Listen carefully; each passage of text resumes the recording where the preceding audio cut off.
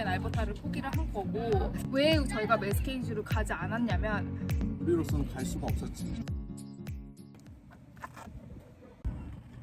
안녕하세요, 벤트리아입니다. 지난 영상에서 말씀드렸다시피 저희는 영주권 취득을 바라보고 이제 밴쿠버에서 할리팩스로 이동을 했는데요. 캐나다는 지구에서 땅덩이가 두 번째로 크다고?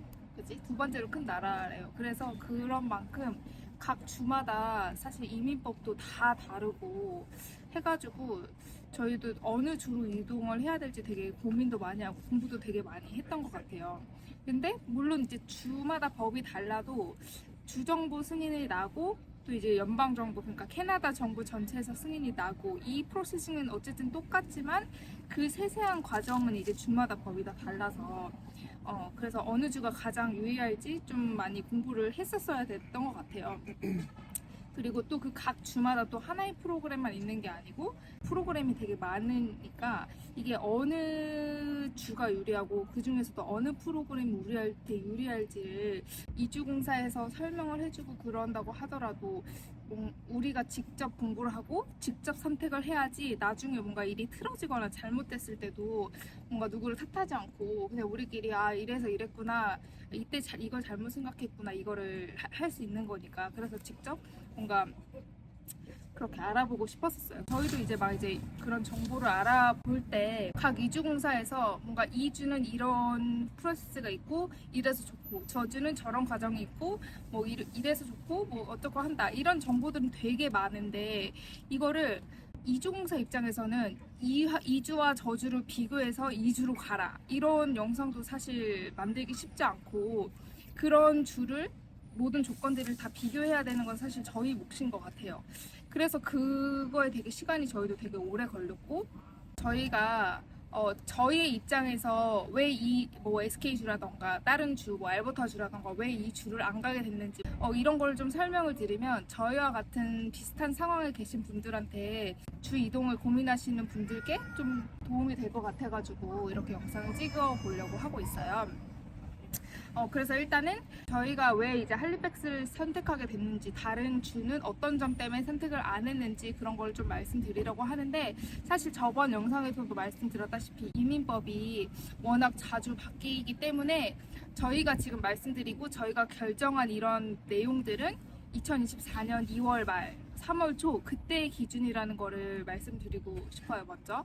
왜냐면 혹시라도 조금 나중에 이 영상을 봤을 때 뭐 이거 아닌데, 이거 달라졌는데, 이럴 수 있으니까 만약에 나중에 이 영상을 보시고 참고를 하신다고 하시더라도 이 영상을 바탕으로 뭐가 달라졌는지 한번 체크는 해보실 필요는 있을 것 같아요, 그 당시에.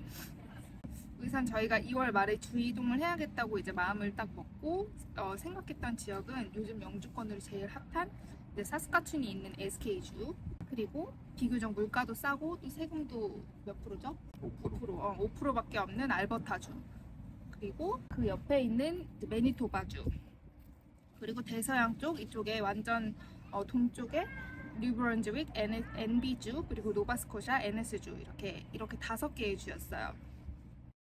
일단은 먼저 이제 SK주에 대해서 얘기를 해보고 싶어요. 왜냐면 이제 제가 여기저기 이제 정보 알아보면서 이런 캐나다 이민법에 관련된 커뮤니티들을 봤을 때 SK주에 대한 질문들이 굉장히 많더라고요. 그래서 댓글들 같은 거 보면 이제 요즘에 온타리오주가 토론토에 있는 온타리오주나 뭐 밴쿠버에 있는 BC주나 여기 영주권 취득이 어려우니까 SK주를 추천하는 그런 댓글들이 되게 많았어요. 그래서 저희가 이제 SK주도 막 알아봤었는데, 이제 SK주는 약간 많은 사람들한테 가장 영주권을 쉽게 딸 수 있는 주, 혹은 문턱이 낮은, 그렇게 많이 알려져 있는 것 같아요. 그리고 이주공사가 올린 SK주 영상들, 정보들을 보더라도 뭐 이거 왜 이렇게 쉽게 딸 수 있는데 왜 안 가? 막 그런 분위기로 말을 하는 영상들이 진짜 많더라고요. 그래서 저희도 혹해가지고 이제 막 알아봤는데, 아무래도 표면적으로 드러나는 그런 영주권 신청하는 조건들 자체가 조금 다른 주보다는 간단해서 그렇게 얘기를 하는 것 같아요. 근데 아이러니하게 우리가 한 이주공사 이제 직접 방문 상담하고 했을 때 SK주를 물어보면 그렇게 막 추천하거나, 그렇지 않아? 내가 느끼는 건 그랬거든? 호의적으로 그렇게 막 말을 하는 것 같진 않았어. 자기가 느꼈을 때. 다른 데는 모르겠지만 그 밴쿠버에 있는 이주공사들은 상담을 받아왔을 때 어. 스케줄을 일부러 추천을 안 한다기보다는 그 맥시멈이 알버타까지였던 것 같아요. 추천 지역? 약간 알버타까지였고 느낌이 맞아. SK주나 뭐 MB주나 NS주는 전혀 추천한다는 얘기는 못 들었지. 그치. 그러니까 나는 그런 거야. 뭐 추천 그런 거를 떠나서 유튜브에 올리는 막 SK주 막 추천하고 막 무조건 가세요 막 이런 영상들이 많잖아. 이주공사에서 올린 것들. 근데 그런 뉘앙스와 분위기는 아니었다. 직접 만나서 얘기를 들어보니까. 그래서 일단은 상담을 받았을 때는 SK주는 좀 쉬워요. 쉽긴 한데 쉽진 않아요. 약간 이런 느낌이었어. 쉬운데 쉽진 않다. 그래서 이게 무슨 말인지를 좀 설명을 해야 될 것 같아. 이거를 설명하려면 이제 좀 SK주 영주권 그 지원 자격 요건부터 좀 봐야 될 것 같은데요. 일단 SK주에도 여러 가지 이민 그 프로그램이 있지만 우리가 진행하려고 했던 거 좀 알아봤던 거는 이제 SK주에서 진행하는 그 SIMP 프로그램이었죠. 근데 또 SIMP에도 여러 가지 그 프로세스가 있어요. 근데 그 중에서도 거의 대부분의 사람들이 할 수 있는 그런 도전할 수 있는 그런 프로세스 자체가 SIMP 안에서 Worker with Saskatchewan Work Experience라는 프로그램이거든요. 근데 이 프로그램의 조건은 일단은 첫 번째로 SK주에 있는 그 고용주 밑에서 6개월 이상 일하기만 하면 신청을 할 수가 있는 거였어요. 그리고 게다가 영어 점수 자체도 특별 직군을 빼고는 아예 영어 점수 자체가 필요가 없다라고 하더라고요. 뭐 만약에 있다고 하더라도 레벨, CF 레벨 4 정도 돼서 영어 점수를 만드는데 좀 부담이 크거나 그런 분들한테는 확실히 SK주가 매력이 있을 것 같긴 했어요. 근데 뭐 이거는 저희에게 그렇게 큰 메리트 자체는 아니었어요. 영어 점수라는 거는. 세 번째는 또 나이 제한 자체가 없어요. 그것도 그래서 이제 뭐 나이가 많으신 분들한테는 되게 메리트가 있을 수 있겠지만 저희한테는 크게 그렇게 다가오지 않았다. 그리고 또 네 번째는 SK주는 또 심사제라서 조건 뭐 6개월 이상 하고 뭐 필요한 서류 있고 이렇게 딱 뭔가 필요한 조건들만 맞춘다면 영주권을 주는 그런 제도인 것 같아요. 근데 여기까지 보면은 SK주 너무 진짜 이주공사가 말하는 대로 너무 쉽잖아. 그치? 근데 왜 저희가 SK주를 가지 않았냐면 그거에 대해서는 잘 말씀해주세요. SK주는 일단 뭐 다 그런 건 아니지만 그냥 원래 그냥 건너 듣는 게 소문이니까 워낙 그 고용주 찾기가 워낙 힘들어서 악명 높다는 소문을 되게 많이 들었어. 우리뿐만 아니라 이주공사에서도 그렇게 많이 얘기를 했었고 특이하게 거기 악명 높다는 얘기를 많이 했었고 그리고 이제 그런 상황, 그런 배경을 아는데 6개월 있다가 이제 영주권 신청한다는 메리트가 있는데도 불구하고 안 한 이유는 영주권을 신청하고 나올 때까지 그 같은 고용주 밑에서 일을 하고 있어야 돼. 6개월 이상 일하면 신청을 할 수 있어. 신청이 들어가고도 한 1년 반에서 2년 정도 걸린다고 하더라고요. 근데 그 나올 때까지 신청한 그 고용주 밑에서 계속 일을 하고 있어야 되는 거예요. 근데 이거를 악용하는 고용주들이 많아서 신청이 들어갔음에도 불구하고 뭐 자른다고 협박을 하던지 그런 영주권을 못 받으니까 그러니까 나중에 사인을 안 해준다든지 마지막에 고용주가 사인을 영주권이 나올 때쯤에 사인을 해준다고 하는데 그때 사인을 조금 계속 미룬다고 얘기를 들어서 그래가지고 이런 고용주도 있다라고 들은 거지 다 그런 건 아니고. 맞아. 그런 얘기를 워낙 많이 들었고 이주공사에서도 그런 얘기들을 해서 이거 솔직히 좋은 고용주 찾기가 힘들다. 그거에 따라 너무 달라진다라고 얘기를 많이 하더라고요. 그리고 영주권 신청해서 나올 때도 사인을 해줘야 되지만 영주권 신청을 할 때 이제 6개월 지나고 신청을 할 때 그 잡 approval letter를 써줘야 된대요 고용주가. 근데 그거를 써줘야지만 영주권 풀에 지원을 할 수가 있는데 그거를 안 써주고 계속 시간을 질질 끌고 왜냐면 고용주는 계속 이 사람을 잡아두면 한 직원을 계속 쓸 수 있는 거니까 그거를 잘 안 써주는 고용주가 많다고 하더라고요. 저희는 이민법이 변하고 그런 거에 대해서 스트레스를 받아서 지역으로 옮겼는데 옮긴 지역에서까지 사람 간의 스트레스까지 받아가면서 이 영주권을 견디기가 너무 힘들 것 같은 거예요. 그래서 뭐 근데 그리고 그렇다고 해서 뭐 나이가 없는 거에 큰 메리트가 있다던가 영어 점수가 없는 거에 큰 메리트가 있다던가 그 정도까지는 아니어서 저희는 그래서 SK주를 선택을 안 했어요. 근데 아까 말씀드렸다시피 뭐 나이 점수가 없는 거에 메리트가 있다던가 뭐 영어 점수가 부담이 되신다거나 그러신 분들은 SK주 가셔서 또 좋은 고용주 만나면은 되게 큰 메리트가 되시고 잘 따실 수도 있겠지? 근데 그래서 일단 저희 기준에서는 그래서 SK주를 선택하지 않았다라고 말씀을 드리고 싶어요. 두 번째로 또 알아본 주가 어디죠? 알버타주. 알버타주였지. 알버타주는 너무나 잘 아는 AOS라는 프로그램이 있었고, 그 다음에 사실 운 좋게 이제 아는 지인이 현지 업체를 소개를 해줬지. 1년 일을 하고 알버타주에서의 경력이 있고, 그 다음에 그거 가지고 이제 영주권을 신청하려고 했었고, 가장 높은 가능성을 가지고 생각을 하고 있었는데, 이제 어떻게 딱 아다리가 맞아가지고 그때 갑자기 이제 뉴스가 나왔지.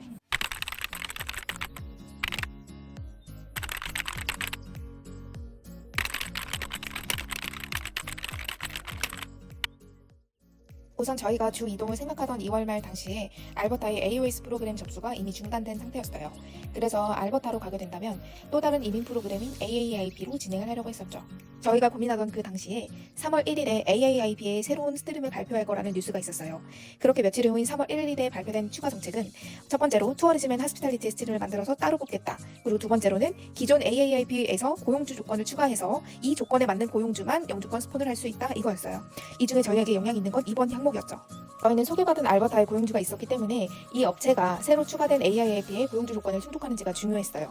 그런데 그 업장이 어떤 단체나 기관에 소속되어 있어야 되는 등 약간 그 조건이 생각보다 까다롭더라고요.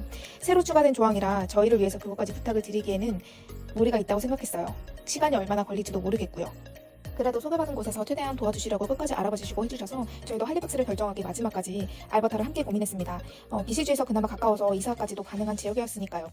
밴쿠버 같은 경우에는 아예 그 점수 기준을 올려버려서 사실 영주권을 안 주겠다 이거를 좀 돌려 말하는 건데, 알버타 같은 경우에는 아예 접수 자체를 막아버리는 거니까 그건 아예 이제 안 하겠다는 뜻이잖아요. 그래서 이거는 오히려 밴쿠버 점수 올라가는 것보다 더 막은 걸 수도 있겠다라고 생각을 했고, 뭔가 밴쿠버나 토론토처럼 알버타도 세부적인 조건이 계속 붙는 것 같고, 그 문을 일단 두 칸 문을 하나를 닫았다는 것 자체가 저희한테는 너무 불안했어요. 왜냐면 저희는 확실한 곳으로 가고 싶었기 때문에 알버타는 저희한테 너무 좀 또 다른 모험이 될 것 같아서 일단 그래서 알버타를 가지 않았죠. 사실 근데 밴쿠버에서 제일 알버타가 가깝고, 그치, 이사도 할 수 있는 정도의 거리고, 뭐좀 생각하면 차도 가져갈 수 있고, 그러니까 더 어떻게 생각하면 알버타가 가장. 그 다음에 또 알아본 주가 알버타 바로 옆에 매니토바주 였지. 근데 매니토바주를 그렇게 깊이 알아보진 않았었는데, 왜냐면 매니토바주는 거의 그 지역 안에서 가족이 있거나 심지어 친구도 괜찮다고 하더라고요. 친구가 있거나 그러면 추가 점수가 있고, 그러니까 매니토바주 안에서 자기네들끼리 이렇게 하려는 그런 분위기인 것 같아요, 매니토바주는. 그리고 심지어 인 캐나다에서 다른 지역에서 뭐 학교를 나오거나 일을 하거나 그러면 마이너스 점수가 된다고 하더라고요. 그래서 매니토바주는 그렇게 큰 메리트가 없다. 그래서 사실 깊게 알아보지 않고 그냥 넘어갔고, 이제 이 노바스코샤 할리팩스였지. 이 할리팩스를 사실 생각한 것도 저희 지인 중에 할리팩스에서 영주권을 따고 오신 분이 계세요. 저희는 할리팩스를 생각했을 때 막 너무 외곽이고 사람도 별로 없고 막 거기까지 가야 되나? 막 할리팩스 너무 막 심각하게 생각했었는데, 그분이 말씀하시길 할리팩스 그 정도가 아니다. 날씨 너무 좋고 사람도 되게 많고 너무 살기 괜찮다. 밴쿠버랑 날씨도 비슷하고 되게 활기차다. 여행객들도 많고 막 그렇게 말씀을 해주셨어요. 이제 그래서 저희도 이제 할리팩스에 대해서 알아봐 보기 시작했지. 근데 이제 할리팩스로 선택하게 된 가장 큰 메리트는 저희가 캐나다 내 경력도 있고 또 한국에서의 관련 경력도 있기 때문에 여기 오자마자 바로 이제 영주권 신청 자체를 들어갈 수 있다는 거. 만약에 잡오퍼만 있으면 그것 때문에 그게 가장 큰 메리트였지. 근데 이게 응. 이거를 얘기를 듣고 이제 응. 아 할리팩스 개꿀이구나라고 어. 생각할 수 있는데 사실 이주공사에서는 그렇게 추천하지는 않아. 왜냐하면 어쨌든 이주공사가 잡 매칭을 해줘야 되는데 여기에는 거의 없어요. 여기 현지에 있는 이주공사랑 저희가 한 게 아니기 때문에 잘은 모르지만 어쨌든 BC주에 있는 이주공사들은 할리팩스를 좀 추천하진 않아요. 그러니까 왜냐면 쉽게 추천을 못 하는 거지. 왜냐면 이주공사의 역할이라는 게 사실 서류나 이런 것도 있지만 그 지역에 가서 일을 할 수 있는 곳에를 소개시켜주는 잡 매칭도 되게 중요한 업무잖아요. 근데 할리팩스 내에 그런 업장들을 아는 데가 없는 거지. 계약돼 있는 곳이. 그러니까 우리한테 할리팩스로 가세요. 그럼 저희가 이 가게에다가 넣어드릴게요. 이 가게에서 일을 하세요. 이렇게 할 수 있는 입장이 아니다 보니까 사실 잡을 구하고 이런 거는 이제 우리의 몫이니까 이주공사에서는 그거를 해라 이렇게 말을 못 하는 거지. 근데 그거를 감당할 자신이 있고 그렇다면 할리팩스를 올만하다. 그리고 심지어 저희는 여기 할리팩스 이제 올 때 연고가 살짝은 있었었어요. 그래가지고 할리팩스에서 잡을 구하는 게 그렇게 어렵지만은 않겠다라고 생각을 해서 이제 온 거죠. 근데 그 부분도 이제 법이 바뀌어가지고 레스토랑 쪽으로 가지 못하게 되었지만 그래서 저희가 잡을 이제 막 이제 레주메 돌리고 알아봐야 되는 상황이긴 하지만 일단은 그래서 이주공사 입장에서는 그렇지만 그냥 그런 걸 떠나서 만약에 잡만 우리가 구한다면 바로 이제 영주권 신청을 들어갈 수 있고 영주권 신청을 들어간다고 하면 뭐 법이 어떻게 바뀌던 간에 아무 영향을 안 받는 거니까 그래서 이제 할리팩스를 선택하게 된 거죠. 왜냐면 밴쿠버를 떠난 것 자체가 자꾸 변하는 이민법에 대응을 해야 되니까. 왜냐면 영주권이 신청이 들어가기 전에는 그거에 자꾸 영향을 받는 입장이니까 그게 싫어서 저희가 주이동을 한 거기 때문에 이 할리팩스에서는 바로 영주권 신청을 할 수 있다는 게 저희한테 되게 큰 메리트였어요. 그러니까 저희 같은 경우는 어쨌든 어떻게 될지 모르지만 이제 뭐 이사를 한 것도 아니고 짐은 다 이제 밴쿠버에 있는 상태에서 몇 개 옷이랑 생활용품 몇 개랑 저희만 딱 온 케이스라 그렇게 옮긴 거지 우리는. 저희는 정말 밴쿠버에서 그 타운하우스에 짐을 다 그 스토리지에 넣어놓고 딱 캐리어 4개, 딱 2개씩만 딱 들고 이렇게 온 거거든요. 여기는 또 영어 점수가 CLB4? CLB4 4 or 5 정도? C티어? T라고 하나? 그게 직업군. 그러니까 뭐 직업군 나누긴 한데 우리는 전문적인 이종사 아니니까 그거를 뭐 세세하게 나누어서 얘기할 수는 없지만 어쨌든 그런 거 있잖아. 그냥 만약에 쿡이다 예를 들어서 쿡이다 그러면 CLB4만 필요하고 만약에 레스토랑 매니저다 하면은 CLB5가 필요하고 근데 그런 건 또 있어요. 진짜 영어를 하기가 어렵다 라고 하면 이제 그 고용주한테 부탁을 해서 레터를 써주면 그 영어 성적은 없이도 진행 가능하다고 얘기를 들었어요. 그러니까 여기서 그 정부에서 필요한 영어에 대한 자료는 이 사람이 생활하는데 영어로 뭐 소통하거나 이런데 문제가 없다라고만 인증을 받으면 돼요. 그게 이제 고용주가 레터를 써주는 것도 괜찮고 아니면 그냥 시험을 봐서 시험 점수가 그렇게 4, 5더라도 그냥 내서 나 영어 할 수 있어 이렇게만 입증을 하면 된다라고 하더라고요. 꼭 시험이 필수는 아니다. 여기도 그런 상황이죠. 그래서 일단은 잡 오퍼만 받으면 영주권 신청을 바로 들어갈 수 있다. 그게 가장 큰 메리트여서 저희는 선택을 하게 됐고 여기에 영주권 이제 신청이 들어가고 나서의 그 프로세싱 기간은 이주공사에서 말하길 1년에서 좀 보수적으로 하면 1년 반 정도? 1년 6개월 정도라고 하더라고요. 근데 사실 그건 우리는 믿지 않고 왜냐면 이것도 시기마다 사실, 다르니까. 시기마다 너무 다르기 때문에 그거 믿지 않는데 가장 중요한 건 영주권 신청을 할 수 있다는 거고 근데 어떤 사람이 듣기에는 야 영주권 신청부터 시작이야 라고 하는데 그 말은 영주권 따고 나서부터 시작이야랑 똑같은 얘기야. 그치. 누군가한테는 그 신청이 되게 간절한 건데 신청하고 나서는 물론 그때 가면 이제 또 언제 나오나 기다리고 있겠지만 가장 요즘 시기에 가장 중요한 게 어쨌든 신청을 해놔야지 이렇게 자꾸 변해가는 이민법에 우리가 좌지우지 되지 않을 수 있으니까 그게 가장 중요해서 일단은 노바스코샤에서는 그게 가장 큰 메리트인 것 같아요. 저희는 1년 반이라고 하더라도 그냥 일단 신청만 들어가면 감사하게 기다릴 것 같아요. 그러니까 지금 들어가면 일만 하면 되잖아. 그냥. 그치, 물론 그냥 일하면서 힘들지, 당연히 힘든데 그건 뭐 영주권이 있으나 없으나 또 더 힘든데, 물론 영주권이 없으면 입장 차이라는 게 있기 때문에 더 어렵지. 근데 그치. 그걸 안 해본 우리로서는 사실 그게 너무 해보고 싶은 거지.